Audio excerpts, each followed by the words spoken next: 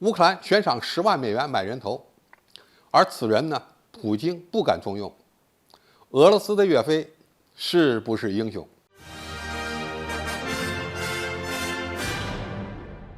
观众朋友，大家好，我是付延绍。据乌方消息称，伊戈尔·斯特列科夫已经抵达前线，参与到了与乌克兰的战争中。乌方保证将支付10万美元，用于将斯特列科夫移交给乌克兰。你也可以理解为，乌克兰在花10万美元买斯特列科夫的人头。对于经济严重困难的乌克兰来说，这一举动是自俄乌冲突爆发以来第一次。看点不是给钱的多少，而是对斯特列科夫的重视和恨意。斯特列科夫是俄罗斯当代的战神，在中国网络上被称为斯岳飞。仅从他飞夺克里米亚、打开顿巴斯战局、痛击乌军的战绩来看，的确与宋朝时的岳飞非常像。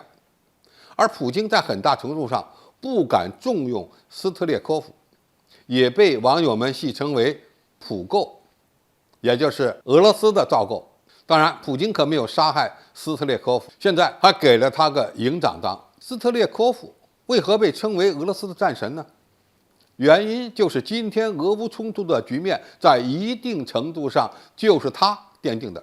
8年前，他率领100多名追随者突袭了克里米亚，在北约情报机构还没有弄明白的时候，帮助俄罗斯夺回了克里米亚，并在随后进行的战斗中，靠1万人的民兵，用1个月的时间将乌军击溃，赢得乌东大捷。在很多人看来，若非普京8年前连续12道金牌把他召回，或许此人已经直捣基辅，解放乌克兰了，重现沙俄帝国时代的东欧版图。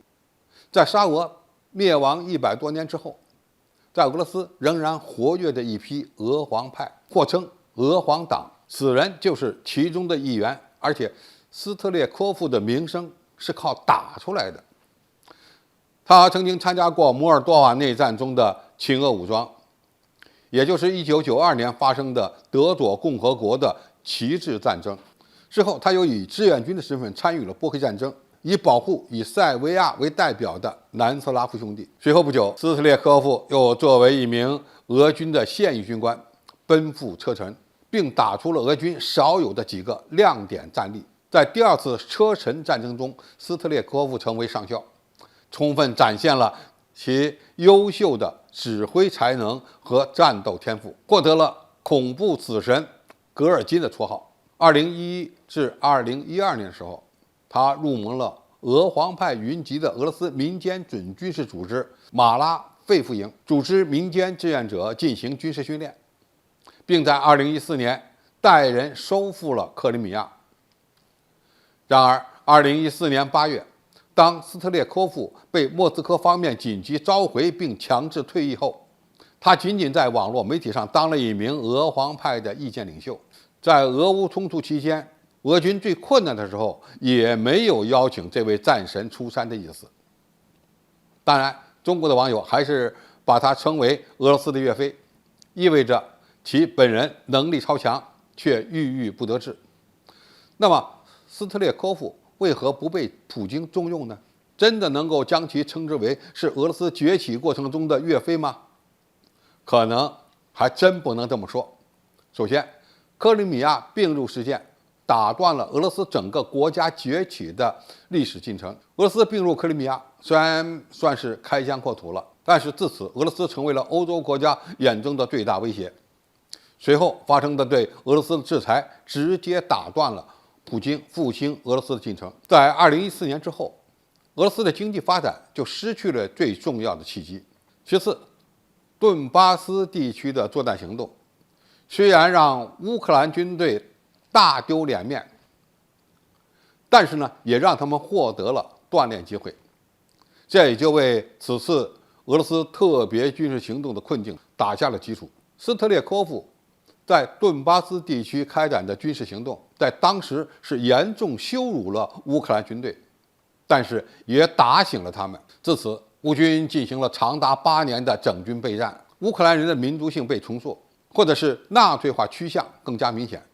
这是今天俄罗斯军队打得如此吃力的重要原因。乌军战斗力的增强虽然与西方的大规模援助有关，但是另外一个非常重要的原因也不能忽视，那就是被斯特列科夫刺激的。最后重塑沙俄帝国的荣耀，俄皇派的主张加剧了周边国家对俄罗斯的恐惧，让俄罗斯面临更严峻的外交环境。俄皇派在俄罗斯并非主流思想，普京也一再提示不会恢复苏联的版图，就是害怕进一步恶化俄罗斯的周边环境，而俄皇派也因此一再被打压。所以斯特列科夫是军事天才，但并不是俄罗斯这个国家发展的英雄，这与宋朝时候的岳飞完全不可同日而语。普京不重用斯特列科夫，说明他才是真正的智者。好，今天评述就到这里，谢谢大家收看，我们下期再见。